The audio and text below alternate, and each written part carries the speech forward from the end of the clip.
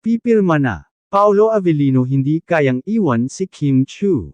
Mas lalong tumitindi ang commitment ng tambalang Kim Pao. Sa pinakabagong balita, balak na ngayong pirmahan ni Paolo Avellino ang isang napakahalagang kasunduan, isang malinaw na tanda na hindi niya kayang iwan si Kim Chiu. Ano ang pinirmahan? Bagamat hindi pa ganap na inilalabas ang detalye, pinaniniwala ang may kinalaman ito sa kanilang personal at professional na samahan, isang hakbang para lalong patibayin ang kanilang relasyon at mga proyekto.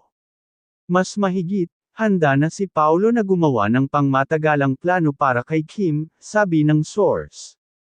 Reaksyon ni Kim Chiu. Sa mga nakaraang panayam, naging emosyonal si Kim sa tuwing pinag-uusapan ang kanilang pagsasama. Ramdam ng mga fans na seryoso na talaga ang kanilang commitment. Anong sasabihin ng mga fans? Hindi mapigilan ng mga tagahanga ang saya at suporta.